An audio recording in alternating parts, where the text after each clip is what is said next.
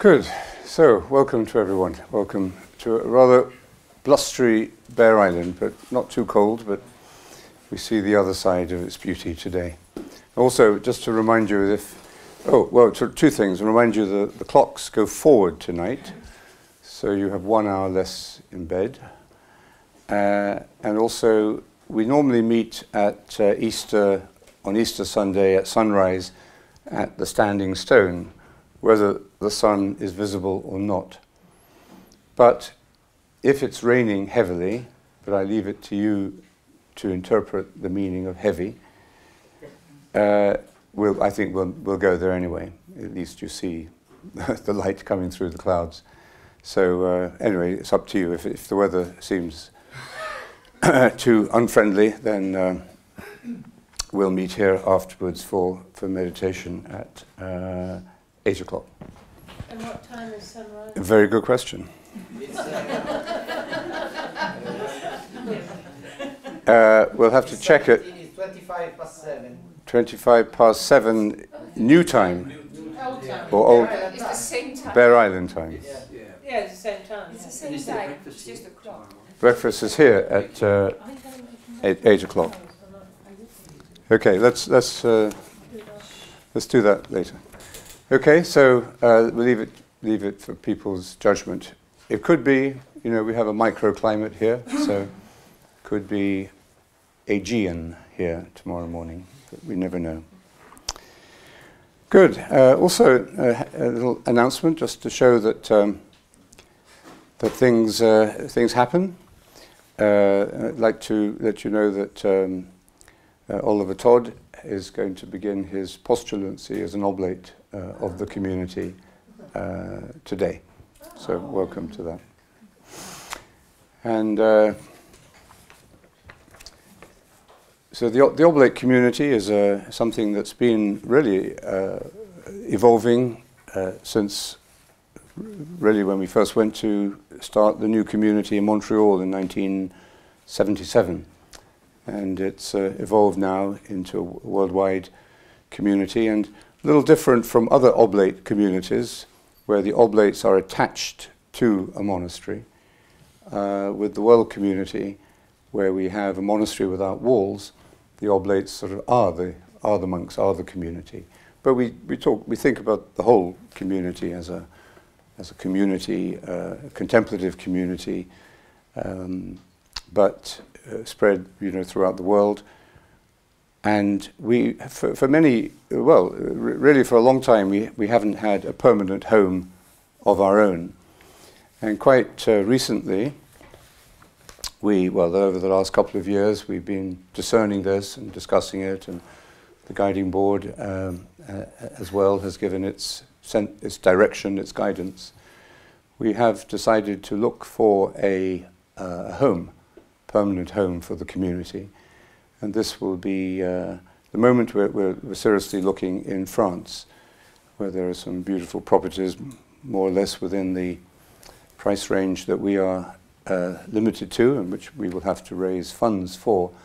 But the response from our national communities has been very positive. There's a strong sense that we would benefit altogether from having a home of our own, where we can, first of all, have a small resident community that will serve it there, and then also have a facility for retreats, for guests, maybe 20 or 30 rooms if possible. Maybe we have to do it by stages, depending on what we find. And also, eventually, at least a small conference center where we can help form and develop the meditatio outreach programs, particularly those in medicine, meditation with children, and leadership. So that's our vision, and I'd ask you all to hold that in mind. And if you happen to have a property that matches those specifications, you can email straight away. But and if you can help in any other way, we'd be very grateful. We see this as a community home, a community project, and of course the oblates will be an essential part of that. There are about, I think, 400 Benedictine Oblates of the world community around the world. Of course, they're not all living together in physical community, but they find in the rule of Saint Benedict, in that ancient tradition of Christian life, of balance, of integration, of discipline, and of growth, they find a guide for the way in which meditation has begun to lead them. So that comes down to individual lives. So Holly, we welcome you, and as we say, pray that the Lord will bring to completion the good work he has begun in you. So I was, just before we started this morning, I noticed that the room looked incredibly cloudy. And it wasn't just the coffee cups that you're holding producing the steam, but it was actually my glasses, which I hadn't washed from our walk yesterday up to the cross in the rain, well, there was the drizzle, and the St. Michael's Well. Like most Irish pilgrimages, it was tough and dangerous, and it was meant to be. Not so dangerous, but a little tough. But I hadn't cleaned my glasses since then, and wasn't aware that I was seeing today through the miasma and the rain and the drizzle and the dust of yesterday. And in a way, that's why we meditate, to clean our glasses. Those of you who have glasses will appreciate that more than others, perhaps. But or it's like cleaning the windows of your house. So I think I've told some of you this story before of when I was sitting down to read, and I put on my reading glasses, and I got quite a shock because I couldn't focus. So I thought my eyes must have deteriorated really badly. So I put on more light on the page, adjusted my position, did a few obvious things, and then I did the next obvious thing, because that didn't work, which was to clean my glasses. So I cleaned one lens, and then when I went to clean the other lens, I saw that it wasn't there. So the problem was solved. At least it was diagnosed. It wasn't solved. But I understood why I couldn't focus.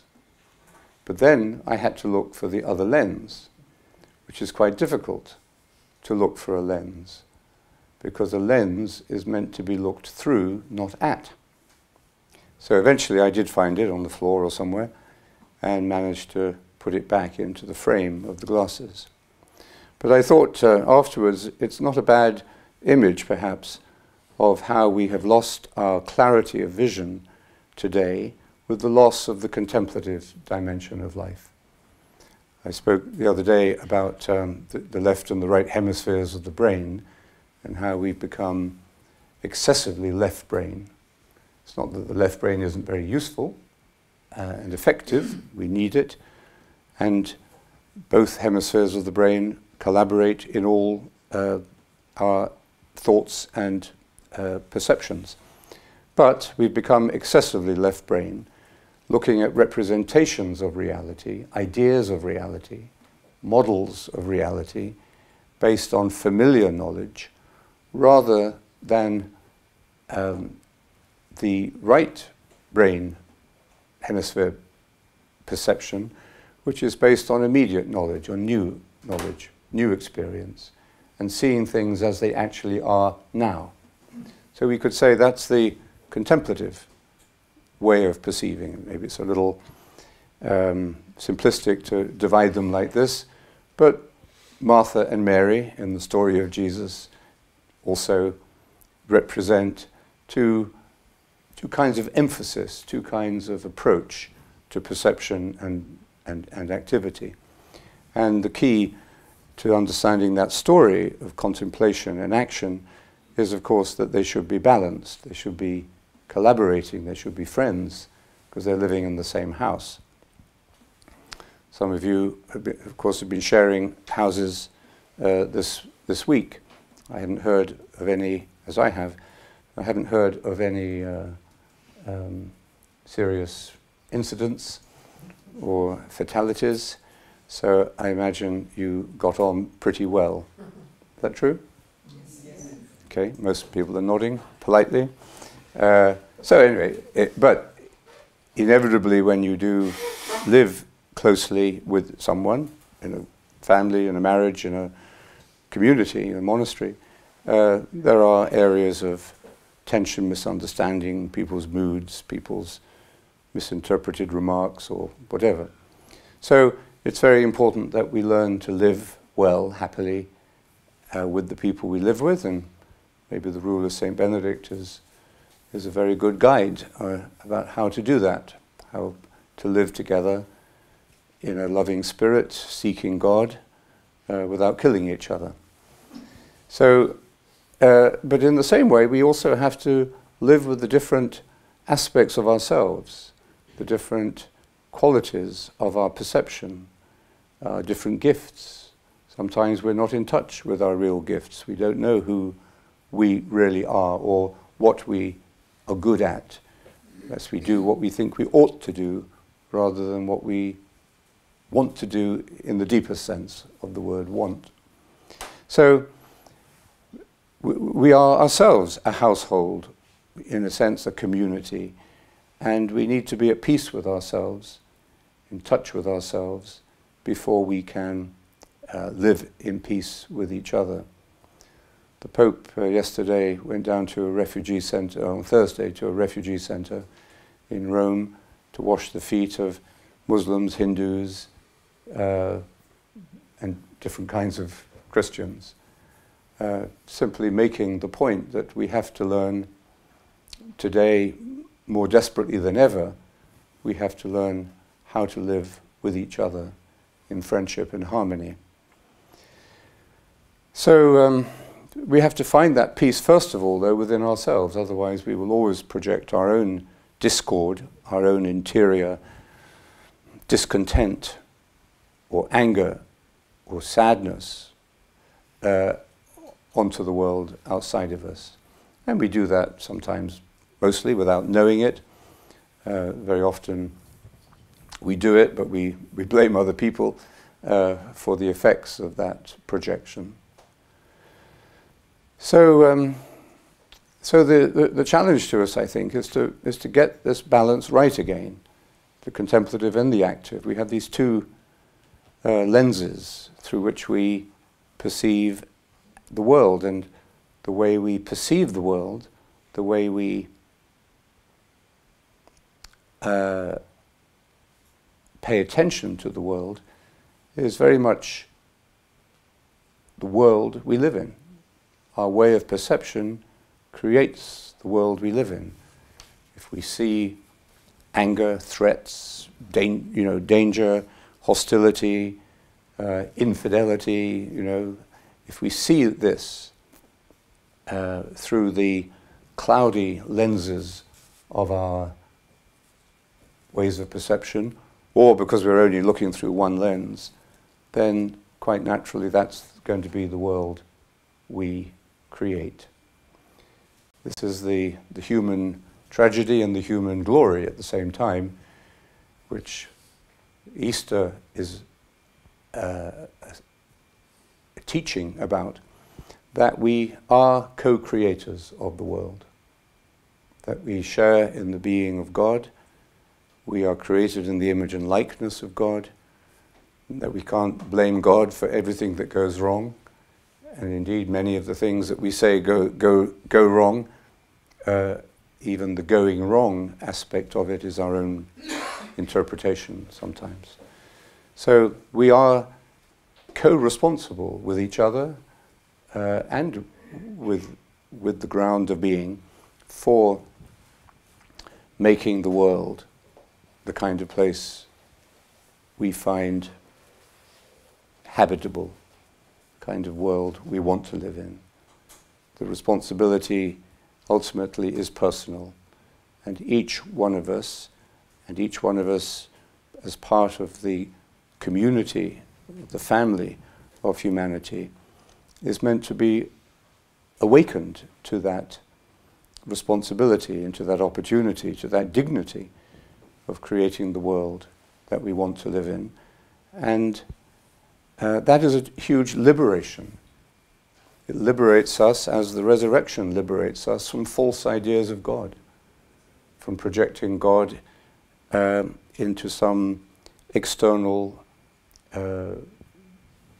force or impersonal reality that we can blame, either blame or try to placate, rather than the understanding of God that comes to us through our experience of the meaning of the story that we've been following this week, and which now comes to its climax this evening in the Easter Vigil. So, the question of is for us today to reflect on in this Bardo realm. The Bardo realms I mentioned from Tibetan Buddhism are these intervening periods between one state and another. In one sense, we're constantly in transition from one thought to another, from one breath to another, from one heartbeat to another. So we're living in a Bardo realm. Here we have no abiding city. We are constantly sliding down the slippery slope of time from the past into the future. But more realistically, in one sense, we can be aware of periods of our lives where we are in transition. When I finished high school, I took a year off, a gap year, which is one of the best things that anyone could do after 7 years of 10 years, whatever it is, of education. And it was a tremendous liberation, I think, for people who can do that, to be able to be completely completely free to travel, free to read to what you want, free to explore the world without the pressure of achievement and being too goal-oriented. So that's one example of a Bardo realm, of an intervening period. You know that you're coming from one identity, one form of life, and you're moving into another.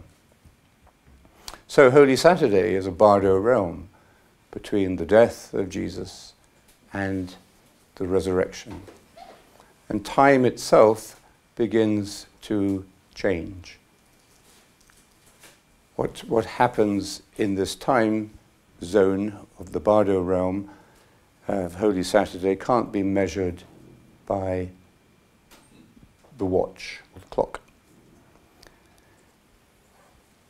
There's a Dutch surgeon who, in the course of his career, I heard him speak once in London, became fascinated by the reports from his patients, of their out-of-body experiences. Near-death experiences. And these were very often patients who had clinically died on the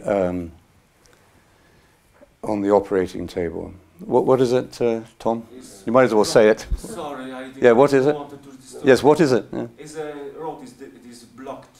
It can't pass through. Who? The road remained by the jeep, the white jeep. That's you. Oh, okay.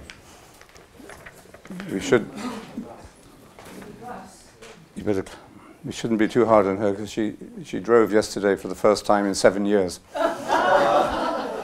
Maybe her parking isn't it's too good at the moment. She probably won't. Yeah. So anyway, where were we?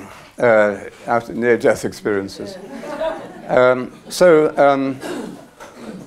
anyway, he was not a religious man at all, but he had accumulated enough evidence that people who were clinically dead were able, and then came back to life, but in every measurable way they were dead as a dodo. But when they returned to life, they were able to report what they had heard him saying or the conversations that were going on in the room. So clearly there was another form of consciousness other than the one that could be medically measured and proven and defined. So that doesn't prove the resurrection by any means. It probably just proves the limitations of our way of measuring or being aware of consciousness. So it doesn't prove the resurrection, but it does make us aware of the fact that that the threshold of death, which is a terrible, final, and for those left behind also life-changing threshold, that isn't what it looks like. And this awareness is nothing new. It's not a Dutch surgeon who's discovered that. Here on Bere Island, there's a wedge tomb, the remains of a wedge tomb, which would occur all around Europe and elsewhere, maybe at about the same period in history. I think it was about 4,000 or 5,000 years ago, I forget the date now, in the Neolithic period. Or the famous example of that, of course, is Newgrange in County Meath, which is the place that when Gandhi visited Ireland in the 1930s, and he had a day off, and they asked him where he'd like to go. He said he'd like to go and see Newgrange. And Newgrange is this, now it's been restored, but it's a very beautiful, huge, rather like a beehive hut, but on a large scale, which was a burial place, presumably for the kings rather than for the hoi polloi. But the mystery always was that there was a little aperture of about, I think, 18 inches above the very narrow door that takes you through a very dark tunnel into the inner womb, of the inner room of the structure. And this aperture was a little separate tunnel or passageway that led all the way in, open on both ends. So nobody really understood what it was there for, because people in there obviously didn't need air. So then it was discovered that the first rays of the sun of the new year, it's December the 21st, the winter equinox, hits this aperture directly and travels down the passageway in and fills the inner chamber with light for about 18 minutes. And I think actually it hit slightly earlier, slightly later on the 2 or 3 days on either side. But the astronomical calculation of this was phenomenal, of course, but even more so is the meaning of it. What does it mean? What did it suggest? And of course we don't know.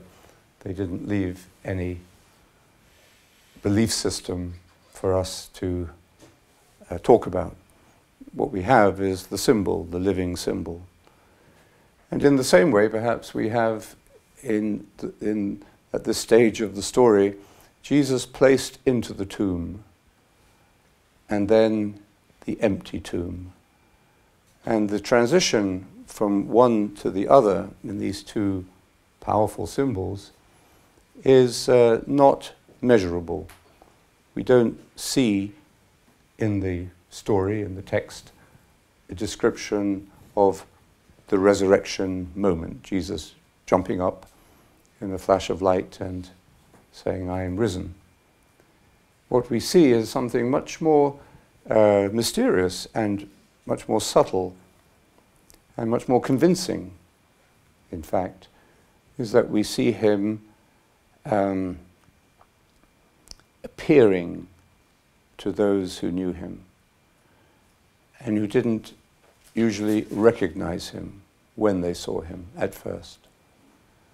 So there's a clear shift in perception and in familiarity, and yet there is something of a continuity. There's change and continuity at the same time. So what we're invited to do in the coming days, and this evening we begin, is to reflect upon that kind of perception, that kind of awareness, and indeed that kind of relationship that we have with the risen Jesus and what resurrection means. But for now, we're here on Holy Saturday, the day after the funeral. It's always a rather sad day, as long as you've got the funeral to prepare for. There's a lot of work to do and a lot of preparation and a lot of people around and a lot of food, usually, a lot of drink in Ireland. But the day after the funeral is a very flat day, an empty day, a sad day, because you look ahead and what do you have to look forward to without the person who meant so much to you?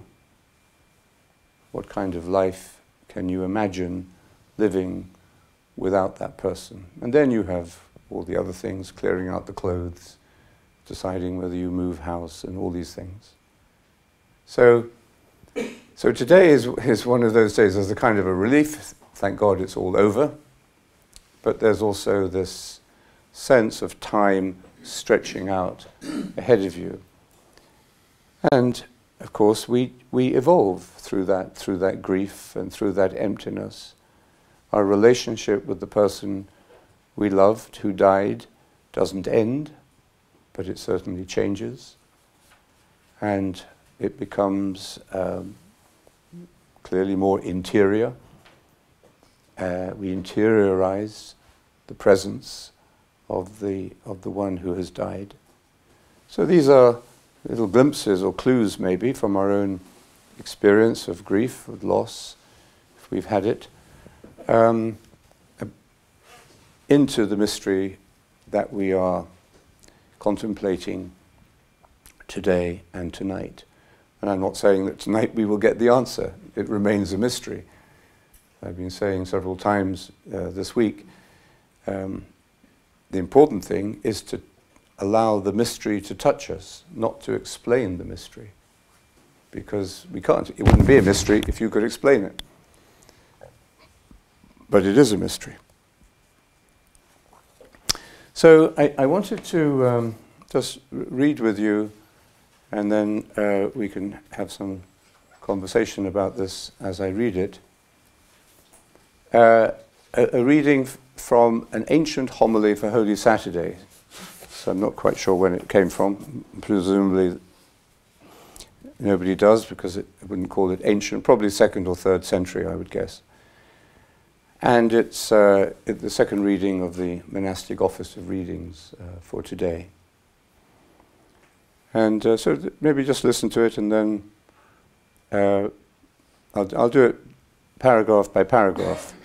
So if there's a phrase or a thought or an insight that touches you, share it and say what you think.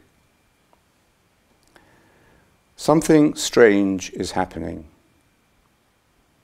There is a great silence on earth today, a great silence and stillness. The whole earth keeps silence because the King is asleep. The earth trembled and is still because God has fallen asleep in the flesh. And he has raised up all who have slept ever since the world began. God has died in the flesh, and hell trembles with fear.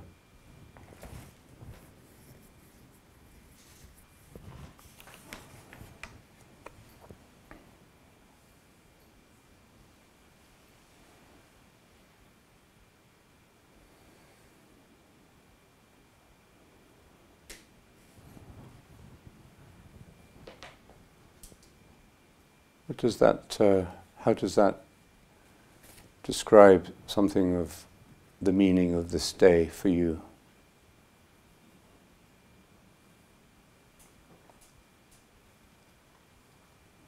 Or the feeling of this day for you?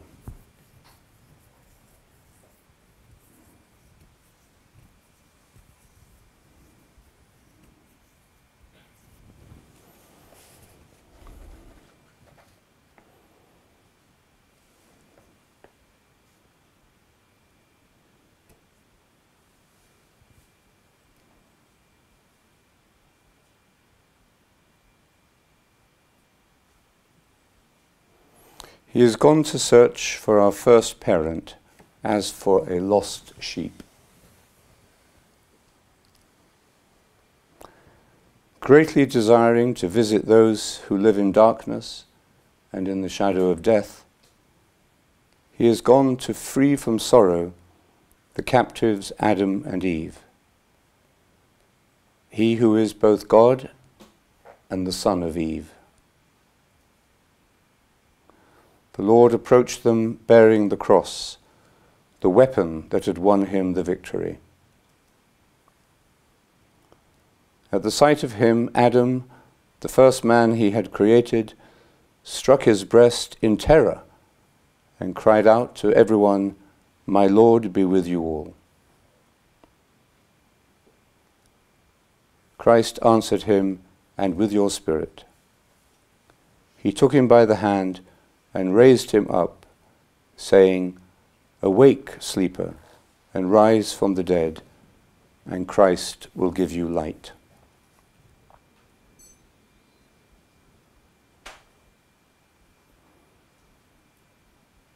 I think what has struck me most about both of the paragraphs is the inclusiveness of God, Christ, addressing himself to all sleepers.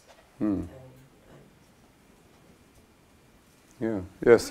Yes. It's for everyone. Yes. Yes. Thank you. Yes. Very good. And what is the sleep? Who are the sleepers? What kind of sleep, or different kinds of sleep, maybe? There doesn't seem to be a qualification there, does it? No. I mean, there's the sleep of death, but we could also say, what other kinds of sleep are there? Indifference. Yes. Indifference. Unawareness.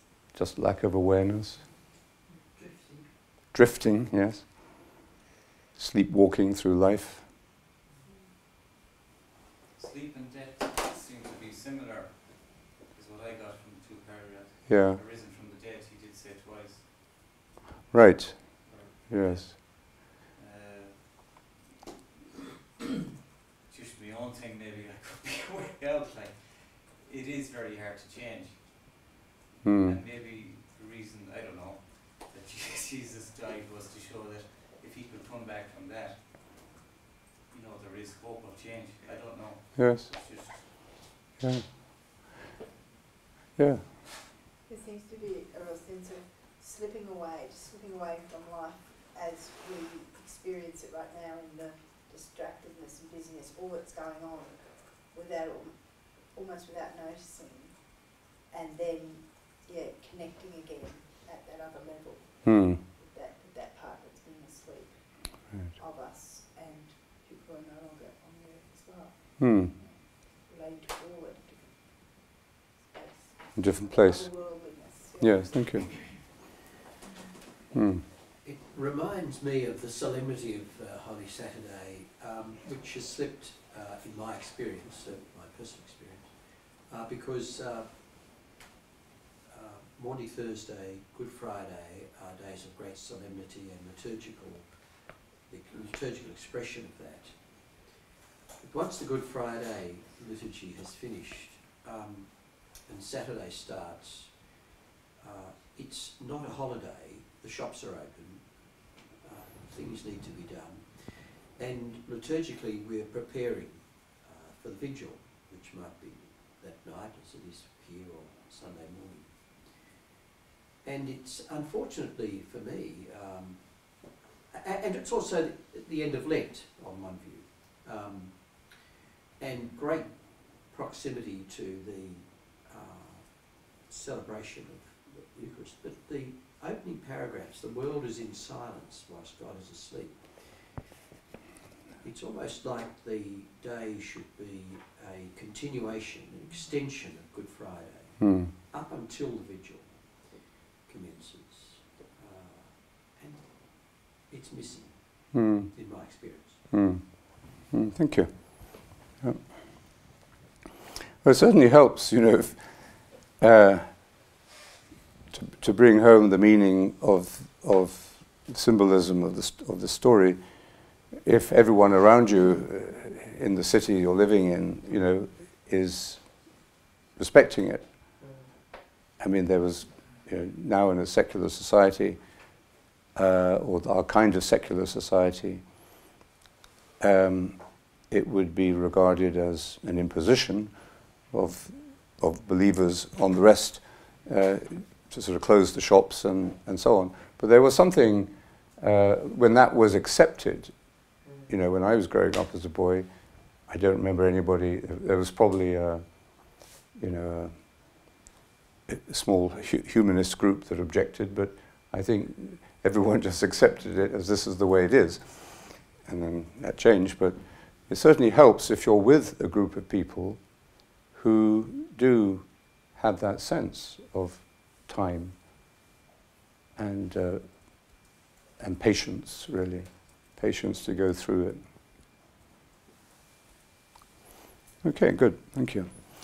So then he goes on, I am your God. So this is Christ speaking. I am your God, who for your sake have become your son. Out of love for you and for your descendants, I now, by my own authority, command all who are held in bondage to come forth, all who are in darkness to be enlightened, all who are sleeping to arise. You have that same, the all, the inclusivity. And I think here, he's not only speaking about the dead, is he? All who are in bondage, whether that is to addiction, or to prejudice, or to illusion, or what else? Any kind of bondage that prevents us from being fully human. All those who are in darkness, whether it's psychological or and all who are sleeping unaware to arise. I order you, O sleeper, to awake. What does that suggest? He's in charge. He's in charge, yeah. That sense of authority, that sense of just that authority. It's what is it has been overcome. Okay. Yeah, where does this authority come from? People, we don't like this sort of language, you know, I command you. But just laying that aside for a moment, what is his authority here? He says it, my own. My own authority, which is... He doesn't explain it. No, it's true, he doesn't. Okay, so this is him. I order you, O sleeper, to awake. And then he says, I did not create you to be held a prisoner in hell. So his authority also comes from being the source. I mean, this is the paradox of Christian faith, God and human in one reality. But he says, I did not create you to be held a prisoner in hell. So you're not doing what you should be doing. You're not fulfilling your potential or your destiny. Rise from the dead, for I am the life of the dead. How can the dead have life? How can the dead be alive? And they can be reborn, I guess. Okay. I mean, this is New Grange. It's also something, the idea of the reincarnation, the Bardo realms, the wedge tomb here. I mean, very deep in the human evolution of human self-understanding was the idea that death was not extinction, that there was the seed of rebirth, regeneration, and nature itself, at this time of the year especially, illustrates that. Okay, rise from the dead, for I am the life of the dead. So he is the life of the dead. Rise up, work of my hands, you who were created in my image.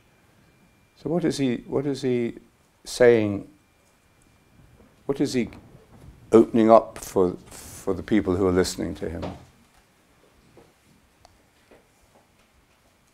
He said he brought us life, he wanted us to live more abundantly. Yes. Yes. But it's for our own good to wake up.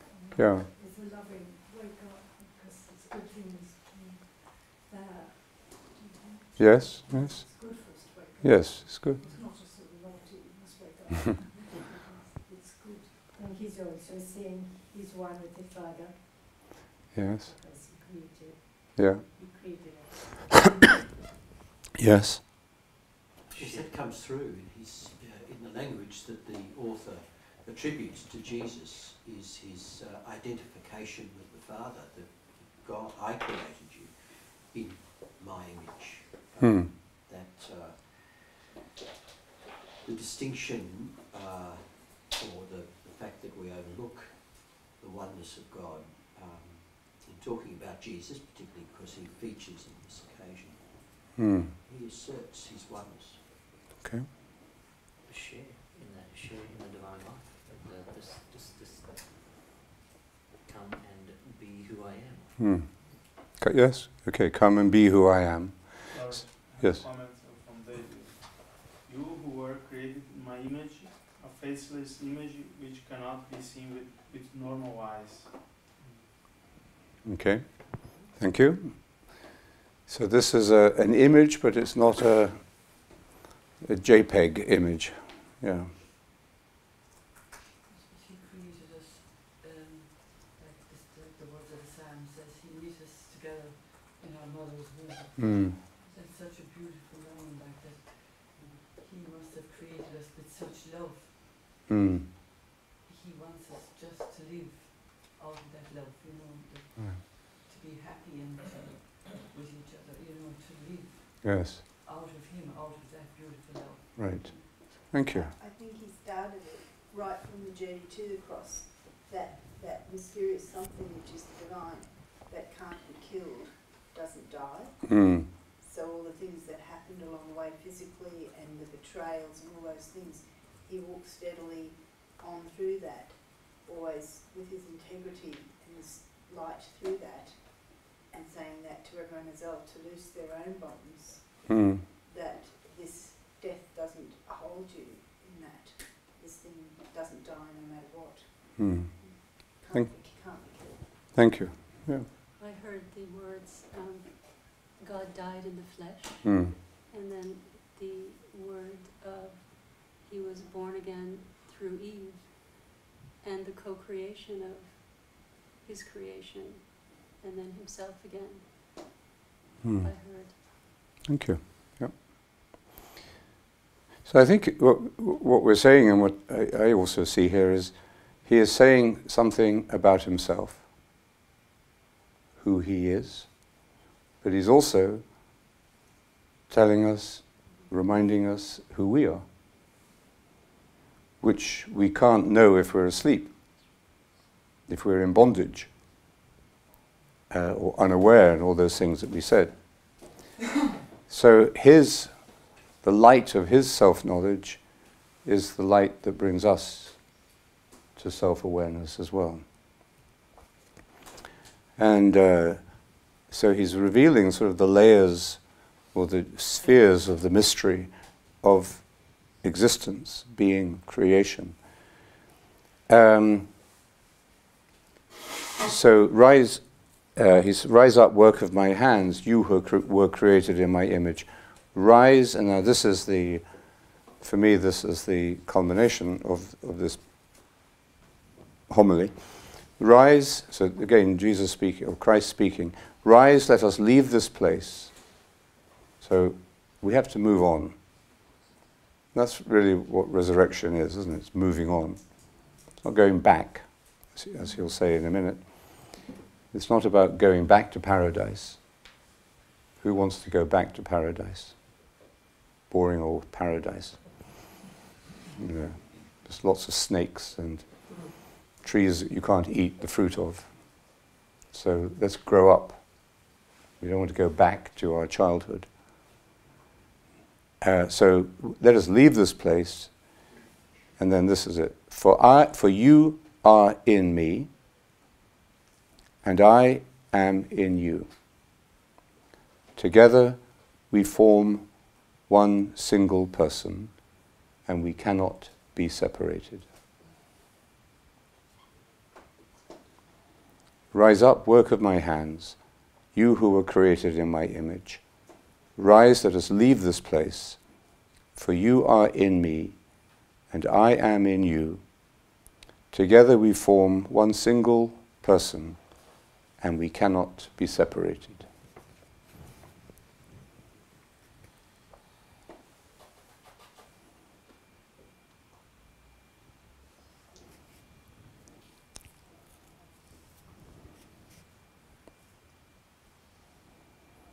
For your sake, I, your God, became your son. I, the Lord, took the form of a slave. I, whose home is above the heavens, descended to the earth and beneath the earth. For your sake, for the sake of humanity, I became like a man without help, free among the dead.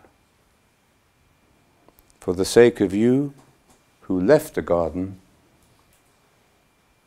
I was betrayed in a garden, and I was crucified in a garden.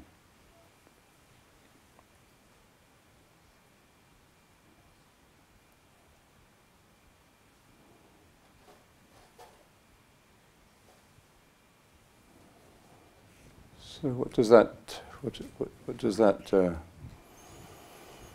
communicate?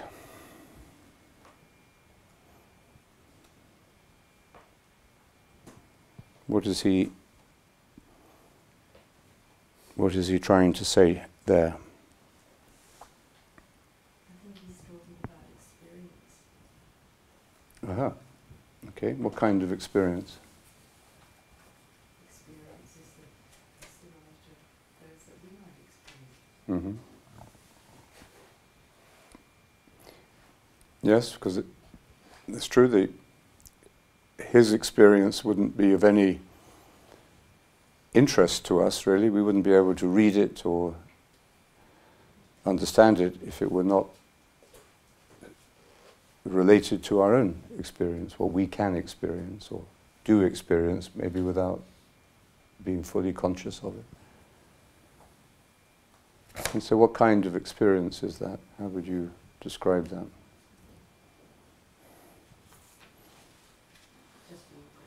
Being present, yeah. Yes, he's been very present here. That is actually a very good explanation of it, isn't it? In the context of the garden, I think it's important because it's almost there's a natural growth to it, that it's all within the order of the world, that we will fail and make mistakes, and that there's a degree where there's acceptance of that he was crucified in the garden, that this is part of the process. Thank you, yes. That's right. If we read this, if we allow the symbol, and if we try and deconstruct these symbols and just turn it into, mythology, and of course we miss it. You've got to take it as it is. It's like if you watch a movie, you have to suspend your disbelief and let the movie carry you on. So we have to take the symbolism here as it is offered to us, and we're not very good at symbolic thinking in our technological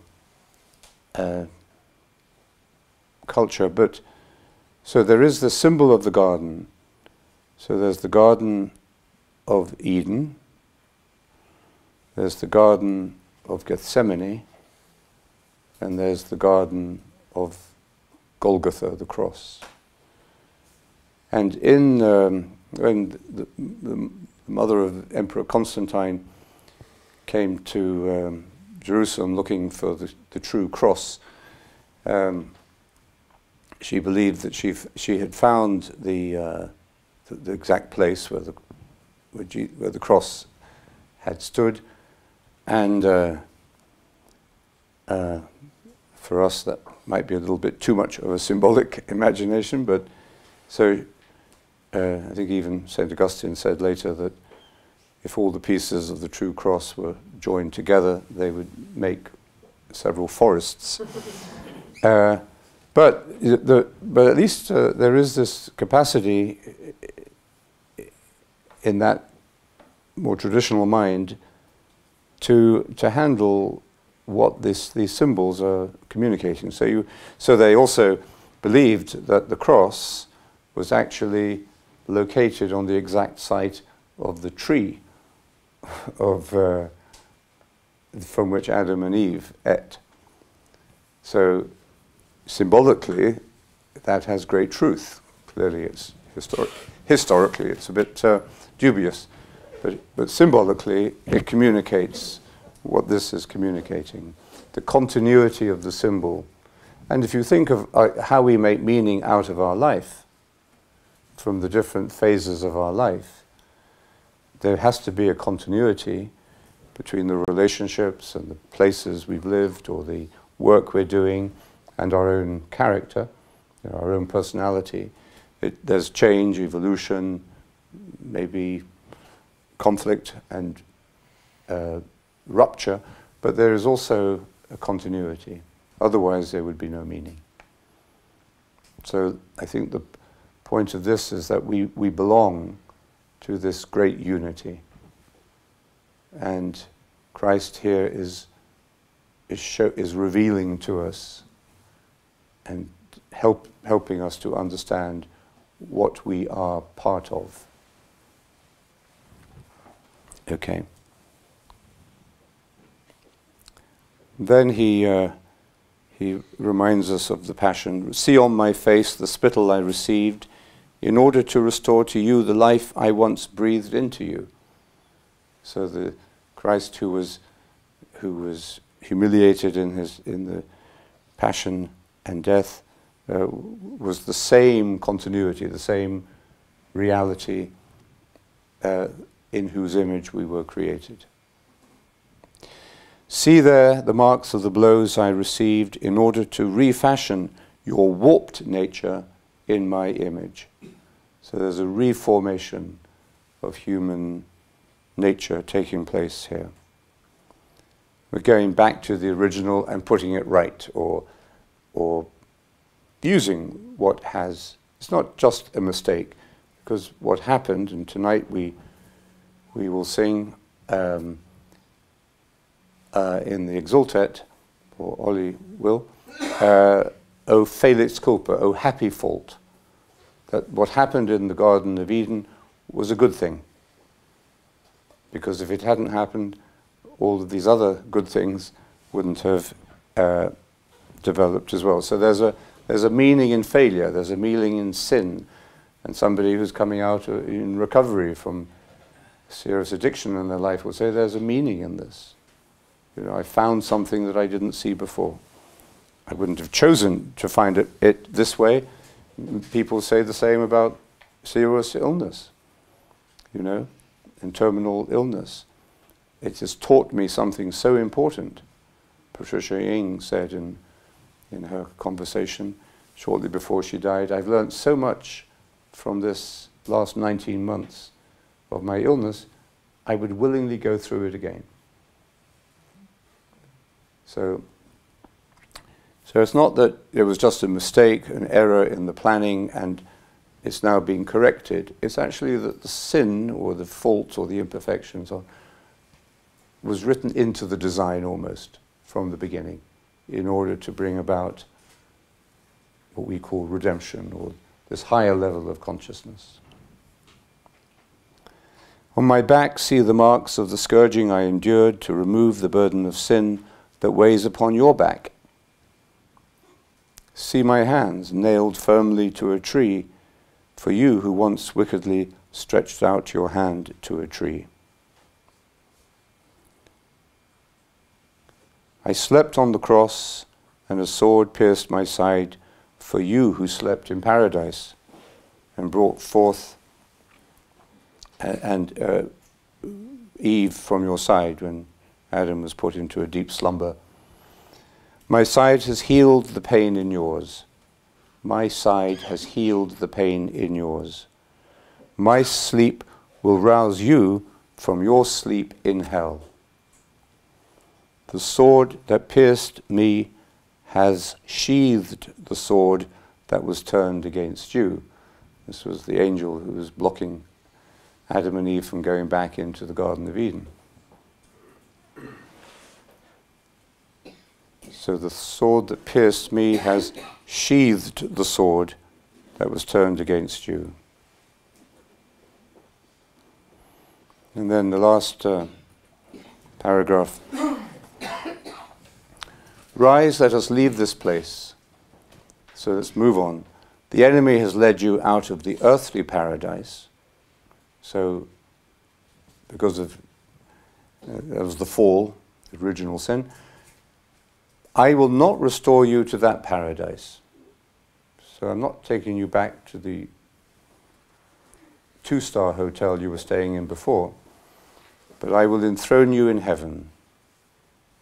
I forbade you the tree that was only a symbol of life, but see, I who am life itself am now one with you. So, so what is the fundamental change that the resurrection has brought about? It's conquered sin.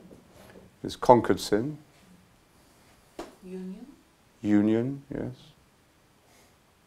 Completion. Something complete. Healing. What kind of union is this then? Union of what with what? Mystical union, yes. Of what with what? All of us with God. Of all of us with God. Or recognizing God in us. Recognizing God in us. See, I, who am life itself, am now one with you.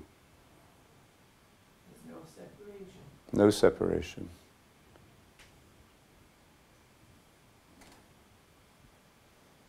You are in me and I am in you. Together we form one single person and we cannot be separated. So we're being asked to reflect that the resurrection is a reunion or a new union, experience of oneness, which really takes us a long way beyond what that Dutch surgeon was reflecting on, you know, what's the neurological pattern, or what actually happened, or what's the what's the literal meaning or the measurable meaning of these events. Isn't it taking us into an experience of reality, which is different from or higher than the reality that we can measure, objectify, define with our left brains? It's a different union from the union before the fall. Mm-hmm. Yeah, a different union from the union before the fall, yeah. Because we have awareness. Yes. And what was one of the things, what helped us to come to that awareness that prepared us for this higher union? Crucifixion. Whose crucifixion? God's crucifixion. Well, and ours too, really, isn't it?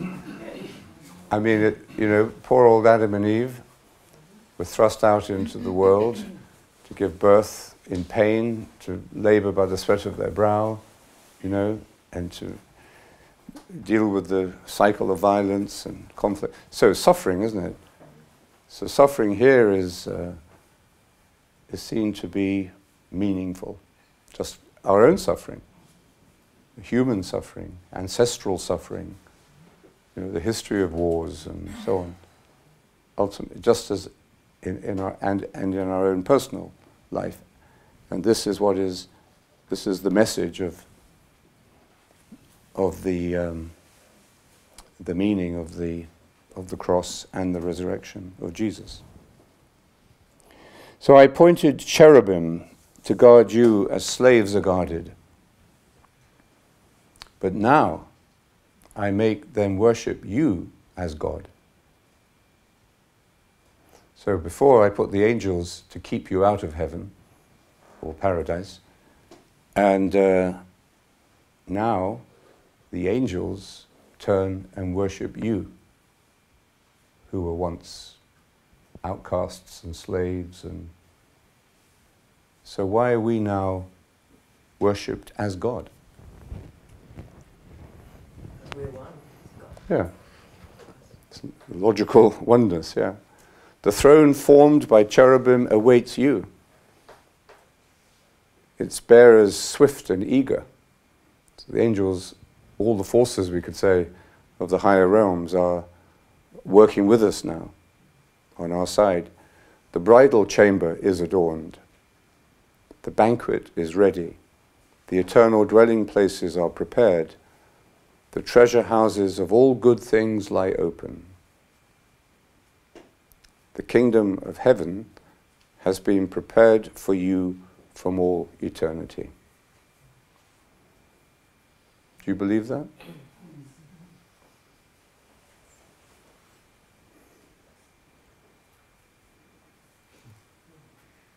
Maybe. Sometime. On the good days or the bad days? Good days. So this is take it or leave it. This is what the resurrection means in Christian faith. And it's really up to us to at least give this a fair hearing and to listen to it as transparently, as purely as we can, without prejudging it, without... and I think, the resurrection is a much more difficult thing to get our heads around or to believe in than the crucifixion. That's why, even a lot of great thinkers have rewritten the New Testament.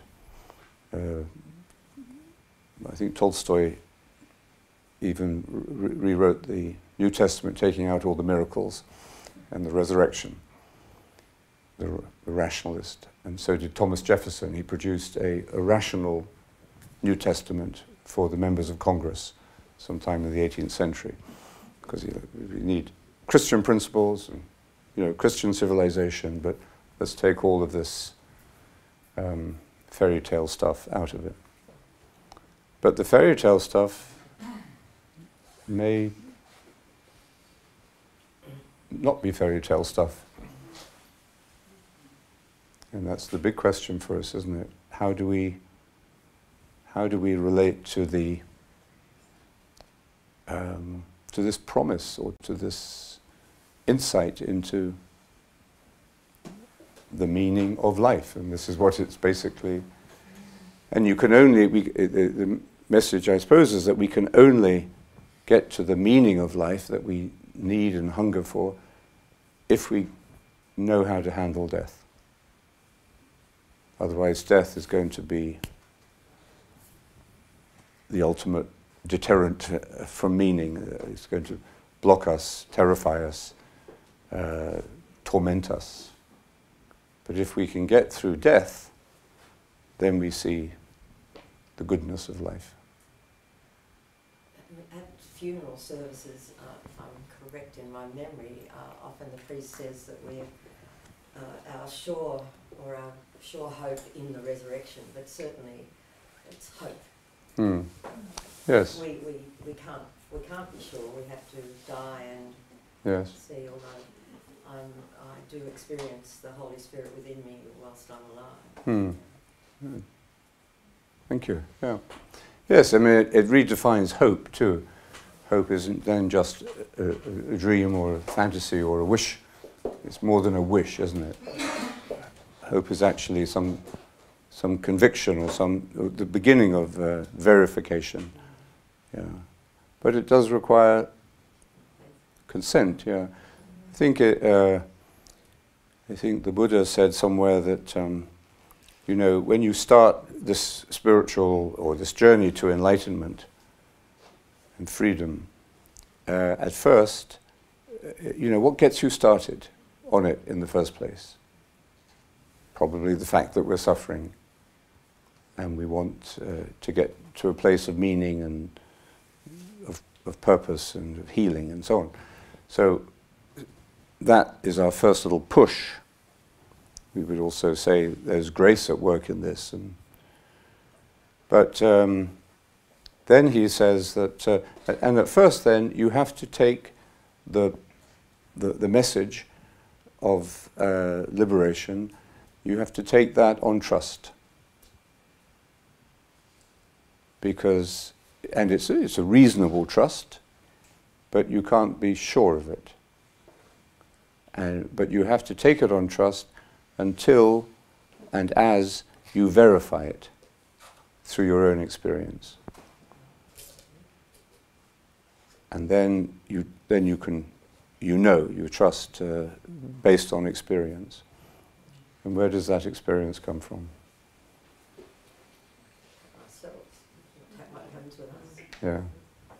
Laurence, I have a comment, another from David, that maybe it helps us to notice the dying of every moment. We can feel the peace in this goneness, which may grow in us as we approach the big gone. The big gone. Goneness, gone with the wind. Yes, thank you. Yes. I mean, I think that is, living in the present moment is also overcoming death, really, because you are allowing each passing moment to pass, and yet there is a continuity that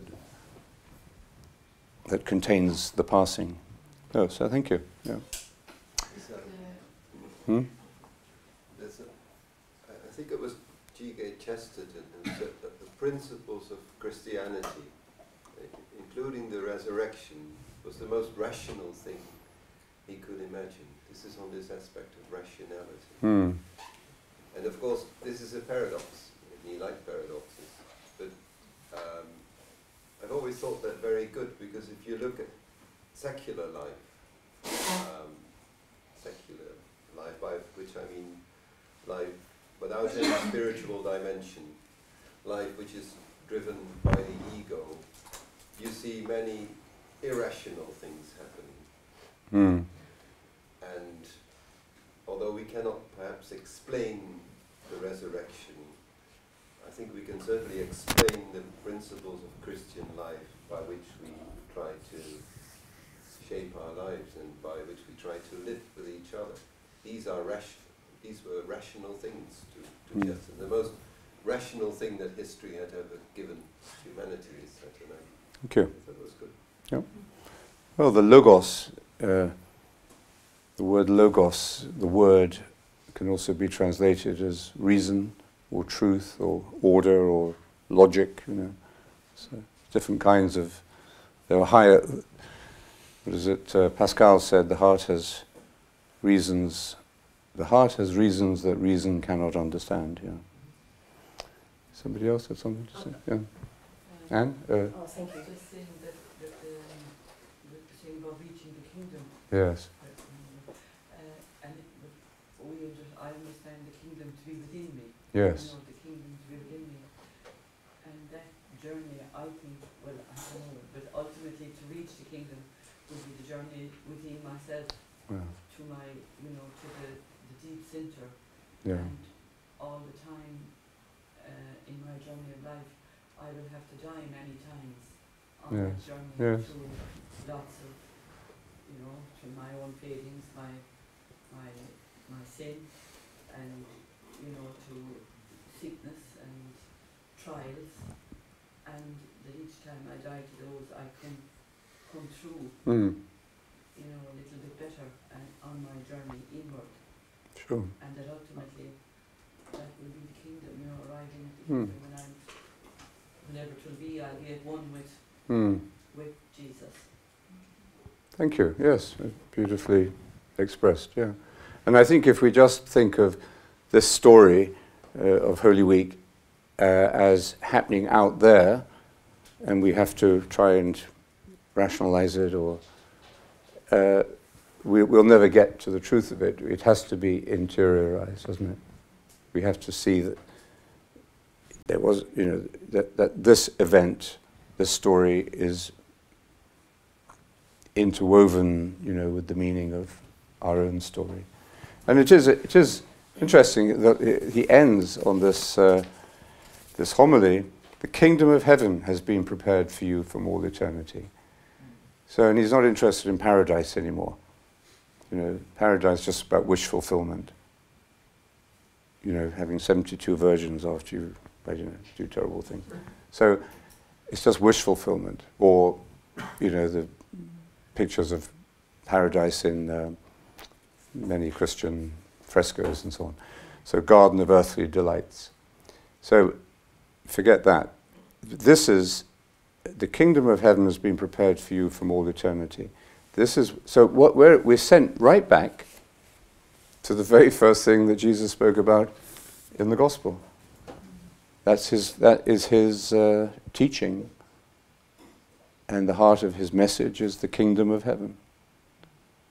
So we're brought back to this fundamental teaching, as you said, about the kingdom of heaven being within us, but also among us. And that this, so now we sort of listen to this after death and resurrection. We listen to it a bit more seriously and mysteriously as well. Mystery, seriously. Yeah. I think, having had to face that myself, I think one of the consuming things that I remember that in that life is not ended in death, it just changes. It kind of makes you look forward to death, almost, that something else is going to happen. Yes. Whatever that is. Yes, well, and I think, you know, probably the energy of the early, or the Christian scriptures, the early Christians, facing tremendous amount of opposition, probably their energy came from this being released from the fear of death. And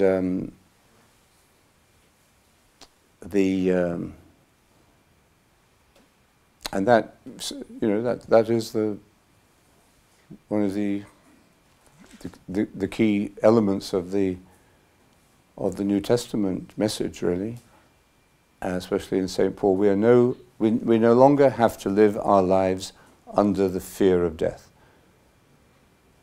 And if we're freed from that fear, then we're free from all fear, actually. If we're free from all fear, then we're free to love. And I remember an old monk saying to me once, he said, we ought to have a holy curiosity about death. So rather than being frightened of it, no, we don't have to make it come any earlier than it needs to, but we should have a curiosity about it too. Jesus said, "I've come to set you free." Yes.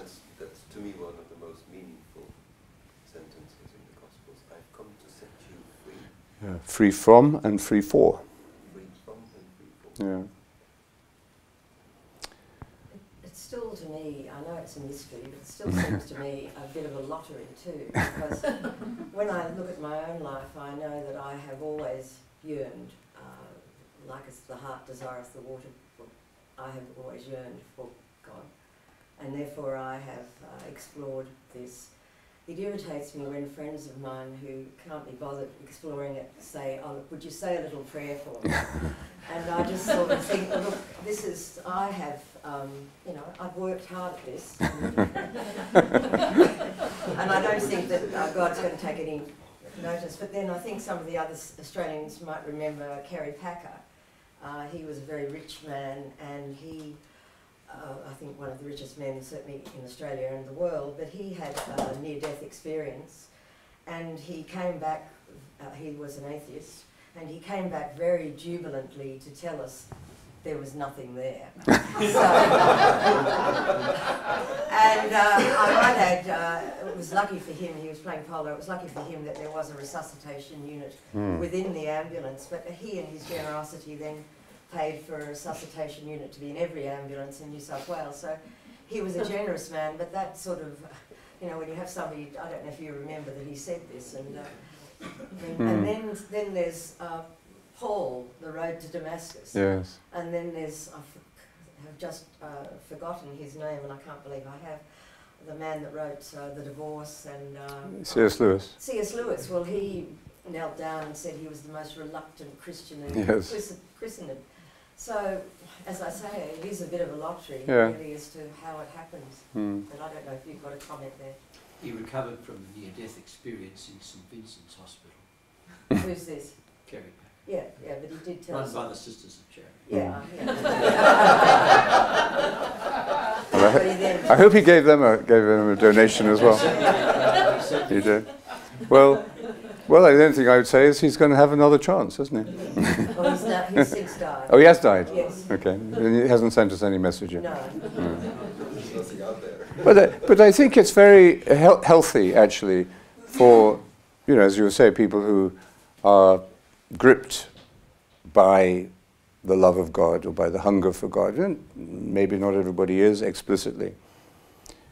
In some way, we all want wholeness. We all want to discover the source of love. We all want to be ourselves. So that's built into. But not everybody necessarily is thirsting like the heart, for the spring of God is caught up in that.